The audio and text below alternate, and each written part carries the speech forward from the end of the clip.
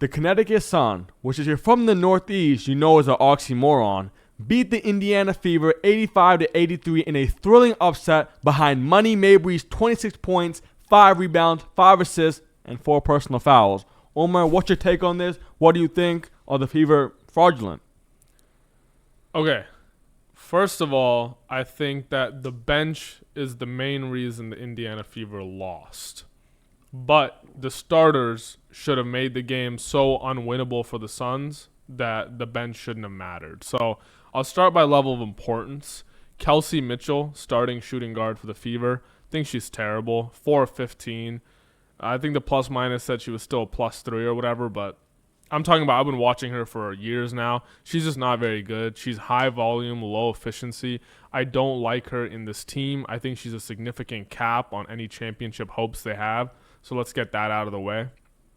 And then their bench, atrocious. Sophie Cunningham, probably the worst player on the team, one of the worst players in the league. Really? She's lucky she has other branding and marketing angles because the play is just not one of them. Wow. I think 1 of 7 or 2 of 7 in this game, so obviously pretty atrocious. -7, did not contribute to winning.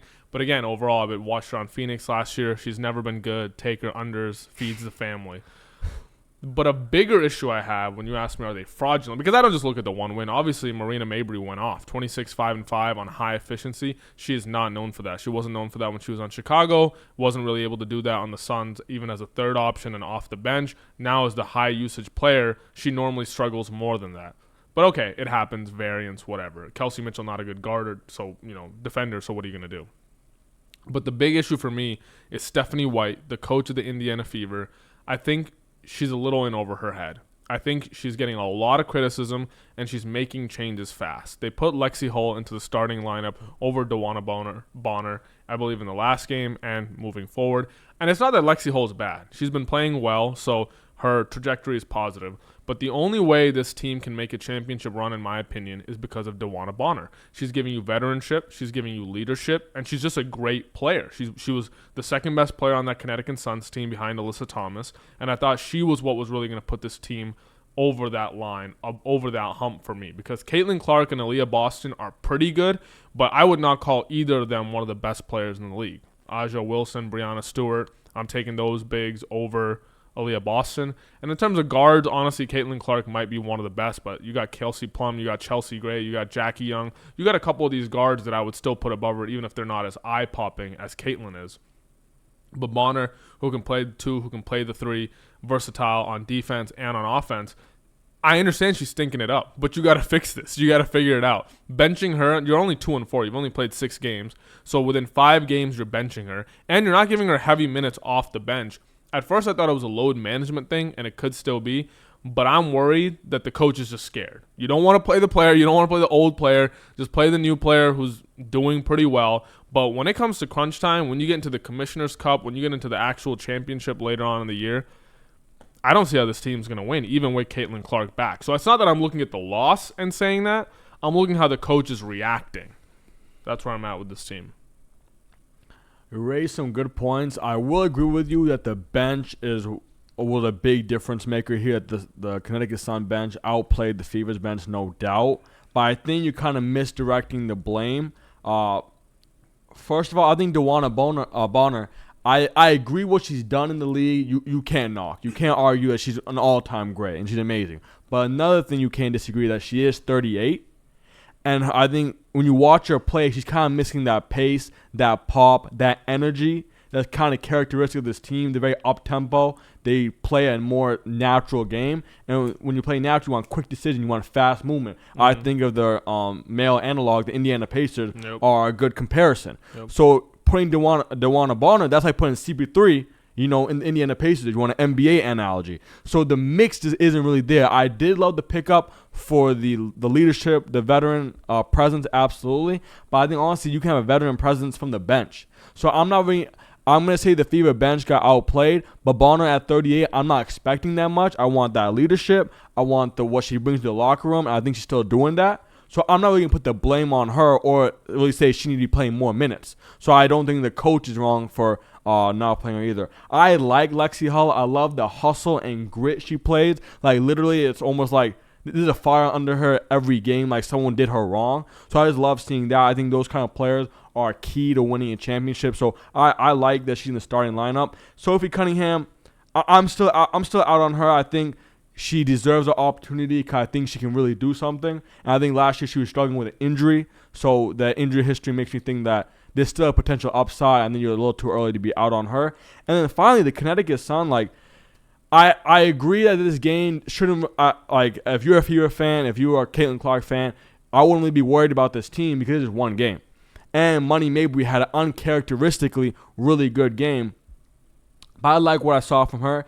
And then Tina Charles, number 31, like, Yep. I know she's old, but I still love her game, man. Like, if you like, I know some of y'all might be new to the dub, but watch Tina Charles. You like KD style hooper. Midi every time, low block, high block, turnaround, little leg out, fade away. It's smooth. I mean, honestly, she had like 11 turnovers. So in terms of winning basketball, I don't know, how much she's contributing, but on the aesthetics end, I just really love watching her. Money Mabry did her stuff, so it makes sense why the Sun won. And I agree with you that you shouldn't worry about the Fever, but it's more so that you shouldn't look to blame Bonner, but instead give time to someone like Sophie Cunningham, let them develop. And then I like the Lexi Hull starting lineup, having in the starting lineup. I think they're just struggling without Caitlin Clark. I understand you want to say that the other player is better than her, but you have to agree that she is integral to this team's identity and the way they play. And so when she's out, you're always going to struggle. Yeah, I'm not blaming Bonner. I'm blaming the coach. I think if there's anything a coach is supposed to do, it's to integrate some of the best players on your team. And I am worried, just to be clear, I am worried about the Indiana Fever. I think they have like the third best odds to win the championship. I'm probably going to unload on the no because when Kelsey Mitchell's in your starting lineup, I don't know what you're doing. To me, it's pretty obvious. You want to put Lexi Hull in, that's fine. Move Bonner into the 2. Make her a big 2. That's fine. Like we'll deal with it if the perimeter defense isn't as good, because Kelsey Mitchell is not a player on a championship team. She is closer to Sophie Cunningham's skill level and ability than she is to Caitlin Clark. Also, I don't think Sophie Cunningham is going to develop. I don't really see any future for her. The 3 ball isn't there, the passing's not there, the rebounding's not there, the defense isn't there. And yeah, she re-aggravated that same injury. So now you also have this repeating injury pattern. So that's not a great sign for her either. So this team, they're either going to have to make some trades at the deadline. They're going to have to add maybe after this offseason. But if they want to do something this year, they need to get Bonner integrated. They're starting out 2-4. Yeah. They had one of the highest win totals projected for the season. Obviously, I took the under because, come on, they're overrated. But I did think they were going to make the playoffs. I do think Caitlin Clark, by the way, in the couple of games she played before she got injured, I really liked what I was seeing. Massive upgrades for me. Really cut down on the turnovers, looked more athletic out there. Defense still is what it is, but even just on the offensive end, started pushing the pace more. I like the passing, obviously still love the shooting. So I was like, okay, this team can really do something. And then I watched Kelsey Mitchell go 4-15. It's like, what are we doing here? When Caitlin Clark comes back, your best case scenario, right? She's not taking as many shots, Kelsey Mitchell. So now you have a guard who cannot guard. They cannot play good defense. They're not allowed to put the volume up. What does she provide? What is Kelsey? She can't pass, can't rebound. Your hope is that she's going to be like a relatively efficient 3-point shooter or something. Has never done that before in her career. I don't see it happening here. So just to be clear, I am very worried. I think if you're a fan, sign yourself up for disappointment. If you are a New York Knicks fan, just going to be a repeat in a couple of months. If you're an Indiana Pacers fan, do not expect that kind of Cinderella run. Not this year, because they are simply not built for it. I think when you were talking about the Maya analog, DeWanna Bonner is not CP3. That's really? Pascal Siakam. Really? That's what I thought they signed. To step in that Siakam number 2. I think Aaliyah Boston number 2 to Caitlin Clark's number 1. It's not necessarily in that you can. It's not that I'm calling the analog as in the 1A 1B. I meant literally slow the pace down, go get that midi bucket, half court offense exactly. Because Caitlin Clark, she's gonna draw the attention. Aaliyah Boston, I think she's underrated, but she's just like well-rounded. Yeah. I don't really think Aaliyah Boston can just go get you a bucket anytime you want it. You were talking about Tina Charles got that KD kind of bag. DeWanna Bonner, another one, just a silky smooth bag. Yeah, she's old, but nothing of what they've said has implied load management. They said she's struggling to deal with like a free-flowing offense where you need to make decisions. It has nothing to do with load management. Which you would expect being 38, but it seems to literally be that the coach is struggling to integrate her. If there's anything a coach can actually do, like I would give you credit for this. Like, show me that you can integrate her, because if you can't, why are you there? But you're not the reason Caitlin Clark is developing. I understand, but to be fair to the coach, I think one reason she's struggling to fit is because she is old. Like she's not matching the pace. I bet in practice they're seeing some difficulties arising that she's not able to match the pace of her team. Mm-hmm. So it's really hard to have a team-oriented offense when one of your players can't really keep up. And I understand that. If that's the issue, then you shouldn't have signed her. Like, you got to figure something out, because if your tempo is so fast, she literally cannot keep up, then she can't play, right? That means she has to come off the bench, and she cannot be on the court at the same time as Caitlin Clark. So then what are we doing here? We need a trade her. Not because she's bad, but because she just doesn't fit. But something needs to be fixed there, because like I said, the only reason this team was seen as a chip contender for me was DeWanna Bonner. If she, like you were saying, is like, oh no, there's legitimate reasons she just can't keep up. Yeah. Okay, then it's cooked. The team's cooked. I don't know why people are talking about Sophie Cunningham and Colson. They're talking about like, oh man, all our guards are injured. Bro, Caitlin Clark is injured. And then 2 scrubs that you should really never be thinking about. That's crazy. That's like, when Jared Vanderbilt goes down for the Lakers, am I blaming that? Man, another game we lost because JV ain't in the game. Like, no. It's when LeBron gets injured, Luka gets injured. Those are the things that matter. And the only injury the Fever are really facing right now is Caitlin Clark. Oh, yeah, LeBron is injured, so for sure. But I mean, they should have won this last game. Let's get that clear. Like, if Sophie Cunningham doesn't go 1 of 7, you're winning this game. You're gonna be mad at yourself that it was that close. Remember, Fever favored by 11 and a half. Yeah. You win by 4. You're like, man, we really underperformed. Like, we should have blown these guys out. But you couldn't even do that. You couldn't even win the game. And then remember, they lost to the Atlanta Dream before. They were favored by 8 in that game. And obviously the market was wrong. I had about 4, but I still had them winning by 4. And then you managed to lose the game with Caitlin Clark in there. You lose to Ryan Howard. Are you kidding me? Like, Ryan Howard is literally the litmus test for if you are a good team or not. If she beats you, you are not a good team. It's over. So you're out on the Fever. Is that what you're saying? I'm out on the Fever, and it's not because of Caitlin Clark. Nope. I'm not hating on her in any way. It's the coach.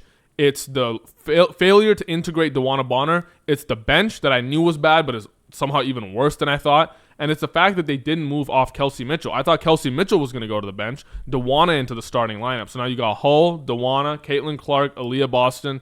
Who am I forgetting? Someone else. Name slipping me right now. But then you have an actual decent starting lineup, and now your bench is trash, but that's okay. Like, you can at least try to make a run with that.